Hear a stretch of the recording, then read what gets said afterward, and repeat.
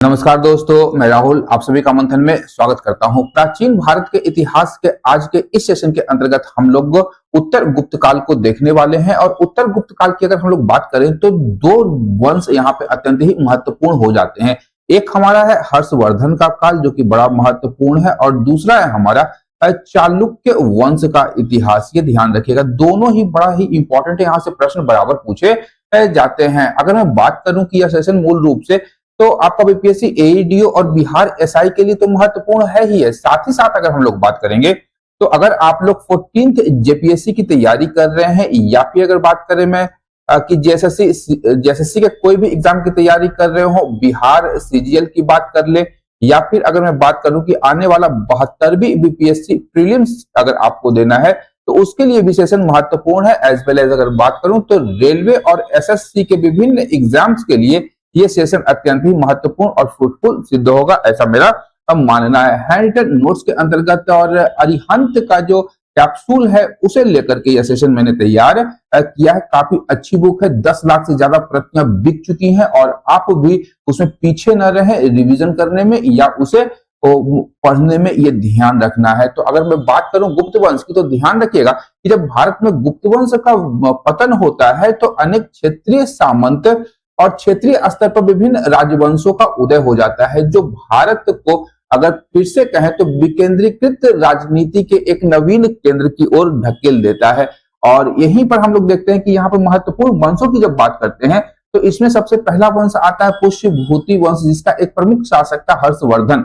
और यहाँ से बहुत सारे प्रश्न पूछे जाते हैं, कुछ अन्य वंशों की बात करेंगे, लेकिन सबसे प्रमुखता के तौर पर अगर हम लोग देखें तो चालुक्य वंश को यहाँ पर मैं रखूंगा इस सेशन के अंतर्गत आज। तो यहाँ पर अगर हम लोग पहले बात करेंगे तो पुष्यभूति वंश की, और इसका जो संस्थापक था वह पुष्यभूति ही था, ये ध्यान रखेगा। और इसका सबसे प्रमुख शासक या सबसे प्रतिभाशाली शासक जो था वह था प्रभाकर वर्धन, जो कि महाराजा धीराज की उपाधि इसने धारण की थी। यहाँ ध्यान रखेगा प्रभाकर वर्धन की एक अन्य उपाधि थी जिसे प्रतापशिला कहा गया है। प्रतापशिला जो है ये प्रभाकर वर्धन की उपाधि है, बड़ा इंपॉर्टेंट है, और इसका वर्णन हर्षचरित में किया गया है। इसके अतिरिक्त अगर बात करेंगे मौखरी वंश की, तो मौखरी वंश के साथ में पुष्यभूति वंश का वैवाहिक संबंध था, और अपनी स्थिति को सुदृढ़ करने के लिए पुष्यभूति वंश ने इनके साथ वैवाहिक संबंध स्थापित किया था। और मौखरियों की बात करेंगे तो ये मूलतः गया बिहार के निवासी थे, और इस वंश का जो संस्थापक था हरि वर्मा था, जिसने 510 ईस्वी में मौखरी सत्ता की स्थापना की थी। अब सीधा हम लोग चलेंगे हर्षवर्धन पर, और अगर बात करेंगे पुष्यभूति वंश की तो सबसे प्रतिभाशाली और प्रतापी शासक था हर्षवर्धन। इसके भाई राज्यवर्धन की जब हत्या कर दी जाती है, ध्यान रखिएगा मालवा का शासक था देवगुप्त, और बंगाल का शासक या गौड़ नरेश शशांक के द्वारा इसके भाई राज्यवर्धन की हत्या कर दी जाती है। तो उसके पश्चात 16 वर्ष की ही आयु में हर्षवर्धन थानेश्वर की गद्दी पर बैठता है। ध्यान रखिएगा पुष्यभूति वंश की जो राजधानी थी वो आपका थानेश्वर थी, ये ध्यान रखिएगा। और कालांतर में हर्षवर्धन ने अपनी राजधानी कन्नौज स्थापित कर ली थी, और 7वीं शताब्दी में यहाँ पर एक किलेबंदी के भी यहाँ से साक्ष्य में प्राप्त होते हैं। आरंभिक इतिहास की बात करेंगे पुष्यभूतियों की तो बाणभट्ट के द्वारा लिखा गया है किताब हर्षचरित। हर्षचरित में हमें इनके आरंभिक इतिहास की जानकारी प्राप्त होती है। हर्ष की बात करेंगे तो ध्यान रखिएगा वह सूर्य और शिव दोनों का उपासक था, लेकिन कालांतर में जब वेनसांग के संपर्क में आता है हर्षवर्धन तो संभवतः वह बौद्ध हो गया था। इसके अतिरिक्त हर्षवर्धन के विषय में एक अन्य तथ्य ध्यान रखिएगा कि उसने 3 रचनाएं या 3 किताबों की रचना की थी, जिसमें पहला था आपका नागानंद, रत्नावली और प्रियदर्शिका। ये 3 किताबों की रचना हर्षवर्धन के द्वारा की गई, लेकिन आलोचकों का कहना है कि एक विद्वान था, उसका नाम था धावक। धावक ने इन तीनों किताबों की रचना की थी, और पैसे लेकर के उसने हर्षवर्धन का नाम इसमें शामिल कर दिया था। हर्षवर्धन के नाम पर हर्षवर्धन को यह समर्पित कर दी गई थी। हर्षवर्धन की बात करेंगे तो भारत का अंतिम हिंदू सम्राट इसे माना जाता है। और यहाँ ध्यान रखिएगा कि दक्षिण की ओर जब इसने अभियान किया था विशेष रूप से नर्मदा के तट पर, तो चालुक्य वंशीय शासक पुलकेशिन द्वितीय ने इसे रोक दिया था। और कहा जाता है कि पुलकेशिन द्वितीय ने इस युद्ध में हर्षवर्धन को पराजित किया था। लेकिन अधिकांश विद्वानों का मानना है कि यह जो युद्ध था यह अनिर्णित रहा था। ये ध्यान रखिए। आगे हम लोग जब पुलकेशिन द्वितीय को देखेंगे तो वहां पर इस युद्ध से संबंधित अन्य तथ्यों को हम लोग कवर कर लेंगे। वेनसांग की बात करेंगे तो उसका जो भारत आगमन हुआ था वह हर्षवर्धन के शासनकाल में ही हुआ था और वेनसांग भारत में लगभग 15 वर्षों तक रहा था। ये ध्यान रखिएगा। इसके अतिरिक्त एक अन्य नाम है कि हर्षवर्धन का जो एक उपनाम मिलता है हमें वह है शिलादित्य। शिलादित्य लिखा है, ये आपका शिलादित्य हो जाएगा। और इसने स्वयं को राजपुत्र कहा है। राजपुत्र और शिलादित्य अगर कोई पूछे तो आपका हर्षवर्धन का नाम आना चाहिए। प्रशासन की बात करेंगे तो यहाँ पर राज सत्ता की स्थापना थी, राजा सर्वोच्च होता था। राज्य का विभाजन राष्ट्र में, राष्ट्र का भुक्ति में, भुक्ति का विषय में और विषय का ग्राम में विभाजन किया गया था। और प्रशासन के अधिकारियों को सनद या शासन पत्र के द्वारा जमीन देने की प्रथा का जो प्रारंभ था वह हर्षवर्धन के शासनकाल में ही हुआ था। और इस काल की अर्थव्यवस्था की बात करेंगे तो एक भाग राजा के लिए जो भी कर वसूला जाता था राज्य की ओर से, उसका एक भाग जो था वह राजा के लिए रख दिया जाता था ताकि राजा का खर्च चल सके, और दूसरा जो भाग था वह धार्मिक कार्यों के लिए सुरक्षित रख लिया जाता था। और धार्मिक कार्यों के अंतर्गत विभिन्न प्रकार के आयोजनों में इस कर के पैसे को खर्च किया जाता था। अगर उपकरों की बात करेंगे, करों की बात करेंगे तो हर्षवर्धन के काल में 3 प्रकार के कर थे और ये इसका उल्लेख हमें हर्ष के एक ताम्र पत्र में इसका उल्लेख प्राप्त होता है। तीनों कर के नाम थे भाग, हिरण्य और बलि। ये ध्यान रखिएगा, भाग, हिरण्य और बलि, ये 3 प्रकार के कर हर्षवर्धन के शासनकाल में वसूल किए जाते थे, जिसमें कि भाग जो था यह भूमि कर था और उपज का 6ठा भाग वसूल किया जाता था। हिरण्य की बात करेंगे तो हिरण्य नगद कर था और यह मूलतः व्यापारियों से वसूल किया जाने वाला टैक्स था। और बलि जो था संभवतः यह धार्मिक कर था। बलि धार्मिक कर के रूप में वसूल किया जाता था। अब प्रशासन में ही जब हम लोग चलेंगे तो हर्षवर्धन के काल में अधिकारियों के नाम हमें प्राप्त होते हैं। ध्यान रखिएगा यहाँ जो नाम दिए गए हैं और पद, नाम या पद, इस पर विद्वानों में काफी ज्यादा मतभेद है। तो यहाँ पे ये ध्यान रखिएगा, ये नाम भी है और पद भी, ये हमें विभिन्न बुक्स में, सोर्सेज में प्राप्त हो जाते हैं। अगर अवंती की बात करेंगे जो एक प्रमुख अधिकारी था और यह युद्ध और शांति का अधिकारी था। अगर हम लोग गुप्तकाल की बात करेंगे तो वहां पर संधि विग्रहिक जो था वह युद्ध और शांति का अधिकारी था। सिंहनाद की बात करेंगे तो सिंहनाद ही शंखनाद करता था युद्ध का, तो यानी सिंहनाद कौन था? सेनापति था। कुंतल की बात करेंगे तो यह अश्व सेना का प्रधान था। यहाँ अश्वमेघ लिखा गया है, मिसप्रिंट है। अश्व सेना का प्रधान जो होता था वह कुंतल होता था। स्कंदगुप्त की बात करेंगे तो यह हस्ती सेना या हाथी सेना का प्रधान था। और सामंत या महाराज की बात करेंगे तो यह नागरिक प्रशासन का प्रमुख अधिकारी था हर्षकालीन प्रशासनिक व्यवस्था के अंतर्गत। अब वेनसांग की बात करेंगे तो वेनसांग के विवरण को अगर हम लोग देखें तो यह चीन का यात्री था और सर्वप्रथम यह भारतीय राज्य कपीशा पहुंचा था। याद रखिएगा, वेनसांग चीन से आने के क्रम में सबसे पहले कपीशा पहुंचा था। इसने उल्लेख किया था कि जब सिंध है वहां का शासक शूद्र है। यह ध्यान रखिएगा, वेनसांग का वर्णन है कि सिंध का शासक शूद्र था। यह वेनसांग ने अपनी किताब सियूकी में लिखी है। वहीं 629 ईस्वी में यह भारत आया और नालंदा विश्वविद्यालय में शिक्षा ग्रहण करने के लिए भी यह गया था। और जब नालंदा विश्वविद्यालय की बात चली है तो वेनसांग के शासनकाल में शीलभद्र, आचार्य शीलभद्र जो थे वो नालंदा विश्वविद्यालय के कुलपति थे। ये इंपॉर्टेंट है, ये ध्यान रखना है हमें। इसने शूद्रों को कृषक कहा है। वेनसांग ने शूद्रों को कृषक कहा है। इसने भारत के विभिन्न जातियों जैसे हमारा मेहतर हो गया, चांडाल आदि का भी वर्णन अपनी यात्रा वृत्तांत में किया है। और इसके विवरण से ही हमें ज्ञात होता है कि जब यह भारत आया था तो पाटलिपुत्र और वैशाली अपने पतन की ओर अग्रसर थी, पतन की अवस्था में थी। ये ध्यान रखना है हमें। अब चीन से आने वाले प्रमुख यात्रियों की बात करेंगे तो इसमें फाहियान एक दूसरा नाम है जो गुप्त काल में आया था और वेनसांग से पहले ये आ गया था। ध्यान रखिएगा, फाहियान गुप्त काल में चंद्रगुप्त द्वितीय विक्रमादित्य के शासन काल में ये भारत आया था, उसके दरबार में आया था। और ये पहला बौद्ध भिक्षु था जो चीन से भारत आया था। 399 से लेकर के 414 ईस्वी तक ये भारत में रहा था, लगभग 15 वर्ष। वहीं अगर हम लोग बात करेंगे वेनसांग की, तो वेनसांग 629 में आया था और 45 ईस्वी में यह भारत 645 ईस्वी में भारत से वापस चीन समुद्री मार्ग से चला गया था। और यहां ध्यान रखिएगा, इत्सिंग तीसरा चीनी नागरिक था जो कि यात्री के रूप में भारत आया था। 671 से लेकर 695 ईस्वी तक भारत में रहा, समुद्री मार्ग से आया था और इसका मूल उद्देश्य था बौद्ध मठों के विषय में जानकारी एकत्रित करना और विभिन्न बौद्ध ग्रंथों को एकत्र करके चीन ले जाना। अब चीन में दूत भेजने वाले शासकों की अगर हम लोग बात करते हैं उत्तर गुप्त काल में, तो मूल रूप से अगर बात करेंगे तो हर्षवर्धन था आपका पुष्यभूति वंश का, जिसने चीनी शासक के यहाँ पे अपने दूत भेजे। नरसिंह वर्मन द्वितीय जो कि पल्लव वंश से संबंधित था, इसने भी भेजे।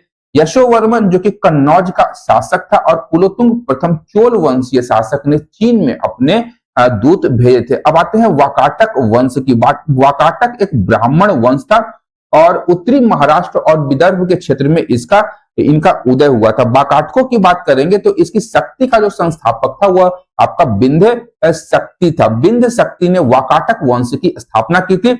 इसकी राजधानी नंदीवर्धन या नागपुर थी और इसकी तुलना इसके अभिलेखों में इंद्र और विष्णु से भी की जाती है। ध्यान रखिएगा, वाकाटक वंश के संस्थापक से प्रश्न बराबर पूछा जाता है। इन्होंने ब्राह्मणों को अत्यधिक भूमि अनुदान में दिया था और ये ब्राह्मण व्यवस्था के पक्षधर थे। साथ ही साथ अनेक प्रकार के वैदिक यज्ञों का आयोजन किया गया था। इन संस्कृत की वैदर्भी शैली जो है इसका पूर्ण रूप से विकास वाकाटक राजवंश के काल में ही हम लोग देखते हैं। इसका एक महत्वपूर्ण शासक था प्रवरसेन प्रथम। प्रवरसेन प्रथम ने वाकाटकों की शक्ति का विस्तार किया और सम्राट या महाराजा की उपाधि धारण करने वाला यह एकमात्र वाकाटक वंशीय शासक था। इसकी मृत्यु के पश्चात वाकाटक वंश का दो भागों में विभाजन हो जाता है। एक की राजधानी मुख्य वाकाटक थे और दूसरे थे आपके बासिम या वत्स गुल्म के वाकाटक। ये ध्यान रखिएगा, ये बड़ा इंपॉर्टेंट है। इसके पश्चात एक शासक आता है रुद्रसेन द्वितीय, जिसके साथ चंद्रगुप्त द्वितीय विक्रमादित्य ने अपनी पुत्री प्रभावती गुप्त का विवाह किया था और रुद्रसेन द्वितीय ने बौद्ध धर्म को त्याग करके वैष्णव धर्म अपना लिया था।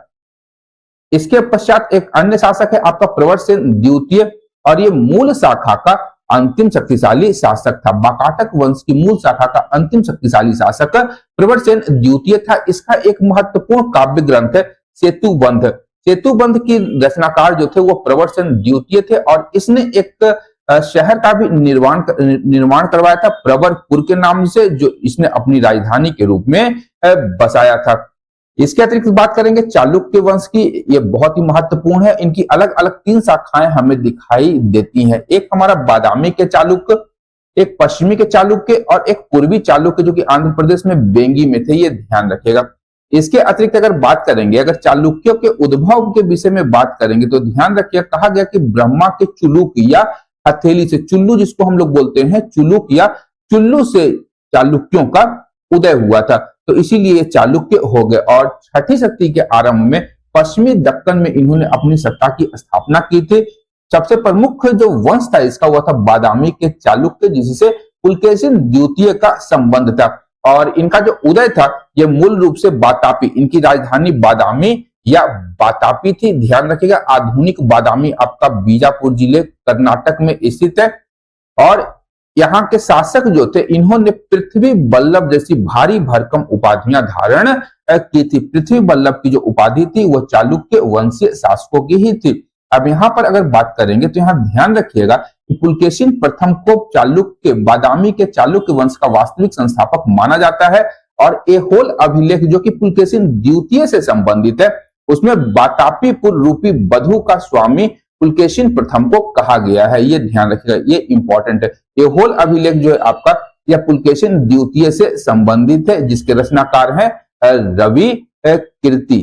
एहोल अभिलेख के रचनाकार रवि कीर्ति हैं। और यहाँ बात करेंगे पुलकेशिन द्वितीय की, तो पुलकेशिन द्वितीय जो था उसने परम भागवत की उपाधि धारण की थी। इसकी अन्य उपाधियां थी परमेश्वर और सत्याश्रय। सत्याश्रय, परम भागवत, परमेश्वर पुलकेशिन द्वितीय की उपाधि थी और इसने दक्षिण भारत में हर्षवर्धन के विजय रथ को रोकने का कार्य किया था। विशेष रूप से अगर बात करेंगे तो नर्मदा नदी के तट पर जो युद्ध लड़ा गया था हर्षवर्धन और पुलकेशिन द्वितीय के मध्य।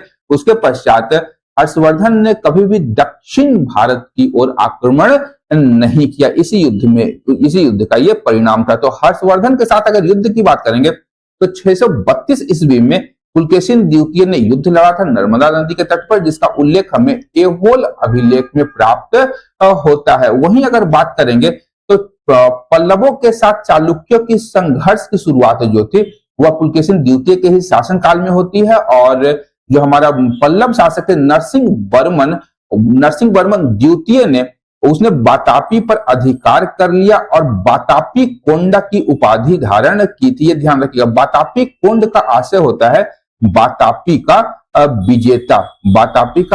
और संभवतः इतिहासकारों का कहना है कि इसी युद्ध में पुलकेशिन द्वितीय की मृत्यु हो गई थी और लोहे की गर्म सलाखों से नरसिंह वर्मन ने पुलकेशिन द्वितीय के पीठ पर बातापी कोंड अंकित करवाया था। ये हमें जानकारी प्राप्त होती है। इसके अतिरिक्त पुलकेशिन द्वितीय को हैदराबाद ताम्रपत्र लेख में सैकड़ों युद्धों में भाग लेने वाला बताया गया है। तो ये दोनों चीजें आप लोग याद रखिएगा, हर्ष से युद्ध और चालुक्य पल्लव संघर्ष के दौरान बातापी कोंड की उपाधि, ये बड़ा इंपॉर्टेंट है। ऐहोल अभिलेख हम लोग देख चुके हैं। अब बात करते हैं चालुक्य कला और स्थापत्य के विषय में। तो इनके शासन काल में हम लोग देखते हैं कि कला की एक नवीन शैली बेसर शैली का सृजन हुआ था। बेसर शैली का विकास इस कालखंड में हम लोग देखते हैं। बेसर शैली कुछ नहीं थी, बेसिकली हमारा नागर शैली उत्तर भारत की और दक्षिण भारत की द्रविड़ शैली का विकसित रूप था। दोनों का एक मिला जुला विकसित रूप बेसर शैली के रूप में हमें दिखाई देता है, ये ध्यान रखिएगा। और ऐहोल की बात करेंगे तो ऐहोल, बादामी और पट्टदकल में यहाँ पर हम लोग देखते हैं कि काफी ज्यादा मंदिरों का विकास हुआ था। चालुक्यों के काल में इन शहरों का विकास हुआ और ये सभी कर्नाटक के बीजापुर जिलों में है। और ऐहोल की बात करेंगे तो ऐहोल को हम लोग मंदिरों का नगर या पालना के रूप में भी जानते हैं। यहाँ पे काफी ज्यादा मंदिर हमें दिखाई देते हैं। यहाँ पे कुल 70 मंदिर हमें दिखाई देते हैं इन तीनों शहरों में। प्रथम मंदिर जो था आपका लादखान मंदिर था और अंतिम मंदिर मेगुती मंदिर था। लादखान मंदिर की अगर विशेषता की बात करेंगे तो इस मंदिर में शिखर नहीं है। मंदिर की जो योजना बनाई गई थी वो बौद्ध विहार जैसी बनाई गई थी। वहीं हुच्चीमल गुड्डी मंदिर है, इसका निर्माता विजयादित्य था और इसमें गर्भगृह का जो प्रवेश द्वार था वह 5 शाखाओं से सुशोभित था। इसके अतिरिक्त गर्भगृह और मंडप के बीच बना अंतराल नवीन विशेषता यहाँ पे दिखाई देता है। एक अन्य पट्टदकल का जो मंदिर था किशु बोडल मंदिर, इसकी अवस्थिति है बागलकोट कर्नाटक में और महावीर सिंहासन यहीं पर संपन्न होता था। यानी राजाभिषेक जो था चालुक्यों का वह आपका किशु बोडल मंदिर जो कि पट्टदकल में है वहां पर किया जाता था। यहाँ पर कुल मंदिरों की अगर बात करेंगे तो 10 मंदिर हैं, 4 नागर शैली के और 6 द्रविड़ शैली के। नागर शैली के मंदिरों में पापनाक्ष मंदिर, विरूपाक्ष मंदिर, संगमेश्वर मंदिर, मल्लिकार्जुन, गल्पनाथ, सुमेश्वर और जैन मंदिरों का विकास हम लोग देखते हैं। अंतिम एक मंदिर जो है ये जैन धर्म से संबंधित है पट्टदकल में, ये ध्यान रखिएगा। इसके अतिरिक्त आते हैं अन्य शाखाओं पर, तो 2 अन्य शाखाएं थी।